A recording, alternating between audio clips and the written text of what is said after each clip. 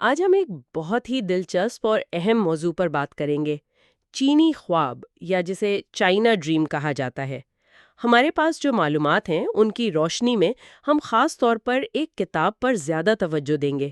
یہ کتاب ایک چینی فوجی حکمت عملی کے ماہر ہیں، لیو منگفو، انہوں نے لکھی ہے۔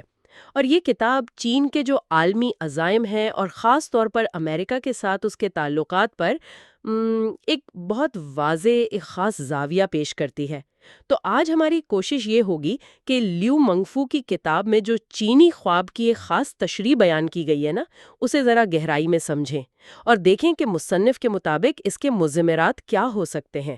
یہ سمجھنا اہم ہے کہ یہ کئی ممکنہ تشریحات میں سے صرف ایک ہے۔ ویسے ہمارے ذرائع میں ایک اور کتاب کا نام بھی ہے، Xi Jinping's Chinese dream, foreign policy, politics and development. اس کے ایڈیٹرز مدھو بھلا اور سنجیو کمار ہیں، لیکن افسوس کہ اس کتاب کے مواد پر ہمارے پاس زیادہ تفصیل نہیں ہے، تو ہماری زیادہ تر گفتگو لیو منگفو کی کتاب پر ہی مبنی رہے گی۔ تو آئیے شروع کرتے ہیں۔ لیو منگفو کی کتاب، جس کا عنوان ہے the China dream, great power thinking and strategic posture in the post American era, یہ 2015 میں شائع ہوئی تھی۔ عنوان خود ہی کافی کچھ کہہ رہا ہے نا؟ مصنف کا پس منظر جاننا یہاں بہت ضروری ہے۔ لیو منگفو ایک ریٹائرڈ کرنل ہیں، بیجنگ کی جو مشہور نیشنل ڈیفنس یونیورسٹی ہے وہاں پروفیسر بھی رہے ہیں اور ایک جانے مانے فوجی مبصر بھی ہیں، تو ظاہر ہے یہ پس منظر ان کے تجزیے پر اثر انداز تو ہوگا۔ بالکل، اور یہی چیز اس کتاب کو خاص طور پر دلچسپ بناتی ہے۔ اس کا جو مرکزی خیال ہے، یہ کتاب چین کے لیے ایک بہت بہت بڑے قومی مقصد کا نقشہ کھینچتی ہے، اور وہ مقصد صرف آپ کہہ لیں معاشی ترقی نہیں ہے، بلکہ چین کی جو تاریخی عظمت ہے، جو وقار ہے، اس کی مکمل بحالی، اور پھر آخرکار عالمی قیادت کے مقام پر امریکہ کی جگہ لینا۔ تو یہ نقطہ نظر جو ہے وہ چین کی قومی تقدیر پر جو بحثیں ہوتی ہیں نا، ان میں ایک زیادہ جارحانہ یا جسے ہاک کہتے ہیں اس پہلو کو دکھاتا ہے۔ ہاک سے مطلب وہ موقف جو بین الاقوامی تعلقات میں فوجی طاقت، قومی مفادات کے سخت حصول اور مقابلے پر زیادہ زور دیتا ہے، مصالحت یا معاشی تعاون کے بجائے۔ اچھا، تو یہ صرف پیسے کمانے یا معیشت بہتر کرنے سے کہیں آگے کی بات ہے۔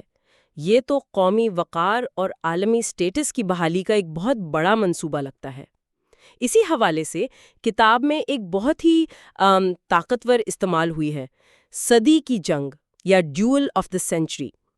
یہ کس قسم کے مقابلے کی طرف اشارہ ہے؟ کیا یہ صرف فوجی میدان کی بات ہو رہی ہے؟ نہیں، یہ اس سے کہیں زیادہ وسیع ہے۔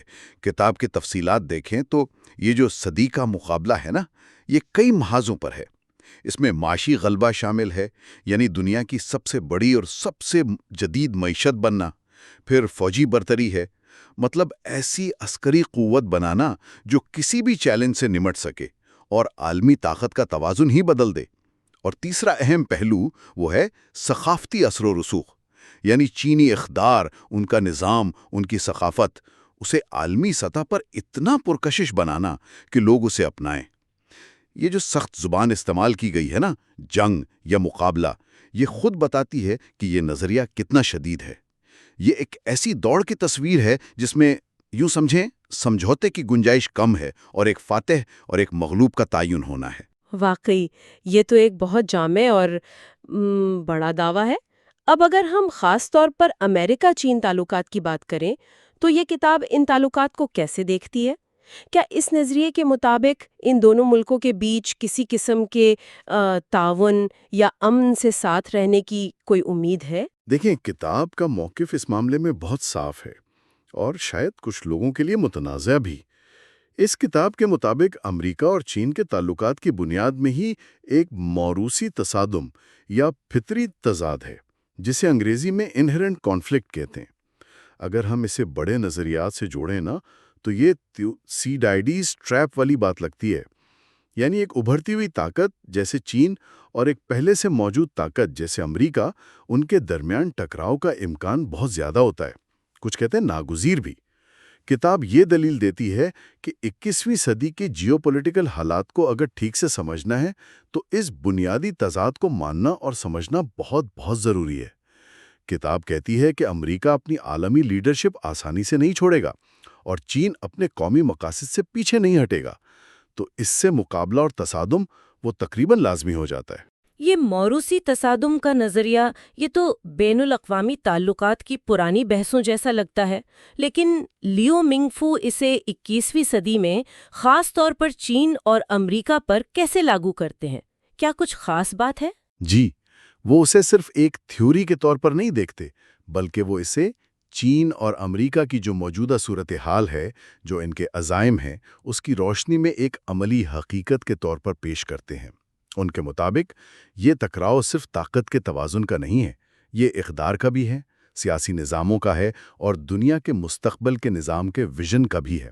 وہ دلیل دیتے ہیں کہ امریکہ کا مقصد ہے چین کے عروج کو روکنا یا کم سے کم محدود کرنا، تاکہ وہ اپنا عالمی دبدبہ قائم رکھ سکے، جبکہ چین کا مقصد امریکی دبدبے کو چیلنج کرنا ہے اور ایک نیا عالمی نظام بنانا ہے جس میں چین کا مرکزی کردار ہو۔ اس لیے ان کے نزدیک یہ مقابلہ کوئی سطحی چیز نہیں بلکہ گہرا اور بنیادی ہے۔ لیکن ہاں، یہ یاد رکھنا ضروری ہے کہ یہ ایک مخصوص زاویہ ہے، ایک فوجی پس منظر رکھنے والے تجزیہ کار کا۔ کتاب کے ذیلی عنوان میں ایک اور بڑی دلچسپ بات ہے، امریکہ کے بعد کا دور، یعنی پوسٹ امریکن ایرا۔ یہ جملہ ہی اپنے آپ میں بہت کچھ کہہ رہا ہے۔ کتاب کی تفصیل کے مطابق اس کا کیا مطلب ہے؟ کیا یہ صرف یہ کہہ رہے ہیں کہ امریکی اثر کم ہو جائے گا، یا اسے کچھ زیادہ گہری بات ہے؟ بالکل، یہ ذیلی عنوان ایک واضح اور شاید اشتعال انگیز پیغام بھی دیتا ہے۔ یہ صرف یہ پیش گوئی نہیں کہ امریکی اثر کم ہو سکتا ہے، بلکہ یہ اس خیال کو پوری طاقت سے پیش کرتا ہے کہ دنیا جسے امریکی صدی کہا جاتا تھا اس سے آگے بڑھ چکی ہے یا بہت تیزی سے بڑھ رہی ہے۔ کتاب کا پورا زور اسی عالمی تبدیلی پر ہے۔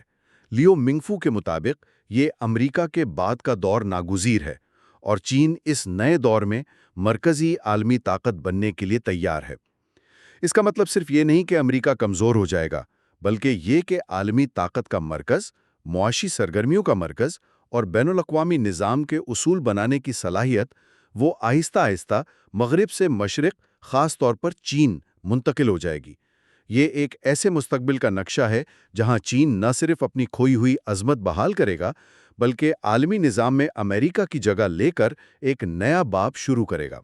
اور یہیں پر یہ بات پھر سے واضح کرنا بہت ضروری ہے کہ لیو منگ فو کی یہ کتاب چین کی مجموعی اسٹریٹجک سوچ کی نمائندگی نہیں کرتی، بلکہ یہ اس سوچ کے اندر موجود ایک خاص، زیادہ پرعزم اور مسابقتی، یعنی جو ہاک تھیوری ہے نا، اس کی عکاسی ہے۔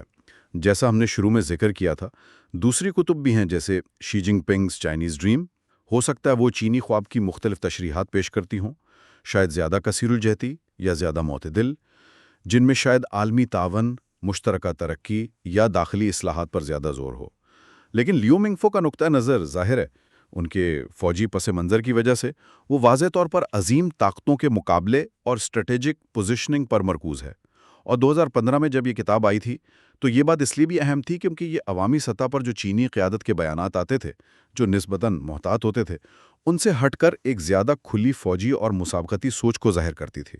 تو اگر ہم اس ساری گفتگو کو سمیٹیں تو لیو منگ فو کی کتاب کے مطابق چینی خواب آخر ہے کیا؟ اس کا خلاصہ کیا ہے؟ بنیادی طور پر لیو منگ فو کی تشریح میں چینی خواب ایک ہمہ جہت قومی بحالی کا منصوبہ ہے جس کا آخری مقصد چین کو دوبارہ دنیا کی صف اول کی طاقت بنانا ہے۔ یہ صرف معاشی خوشحالی کا خواب نہیں، بلکہ عالمی سطح پر سیاسی، فوجی اور ثقافتی برتری حاصل کرنے کا عزم ہے۔ اور اس خواب کی تعبیر اس خاص نقطہ نظر کے مطابق امریکہ کے ساتھ براہ راست اور ناگزیر مقابلے کے بغیر ممکن نہیں، جسے وہ صدی کی جنگ کہتے ہیں۔ یہ ایک ایسا ویژن ہے جو چین کو امریکہ کے بعد کے دور کے مرکزی کردار کے طور پر دیکھتا ہے۔ یقیناً یہ سب کچھ اسی فوجی اسٹریٹجک زاویے سے دیکھا گیا ہے۔ یہ واقعی ایک بہت گہری اور سوچنے پر مجبور کرنے والی بحث رہی ہے، جو چین کے عزائم اور عالمی نظام کے مستقبل کے بارے میں کئی اہم سوالات اٹھاتی ہیں۔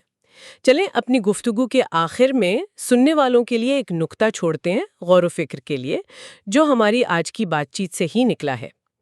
یہ دیکھتے ہوئے کہ لیو منگفو نے یہ نقطہ نظر 2015 میں پیش کیا تھا، جو عالمی قیادت حاصل کرنے اور امریکہ کے ساتھ ناگزیر مقابلے پر اتنا زور دیتا ہے، تو اس وقت سے لے کر آج تک عالمی سطح پر طاقت کے توازن میں، ٹیکنالوجی میں، معیشت میں اور خاص طور پر امریکہ چین تعلقات میں جو ڈراماٹک تبدیلیاں آئی ہیں، انہیں اس ہاک یا جارحانہ فریم ورک کے ذریعے کیسے سمجھا جا سکتا ہے؟ کیا پچھلے کچھ سالوں کے واقعات لیو منگفو کے تجزیے کی تصدیق کرتے ہیں یا اسے چیلنج کرتے ہیں؟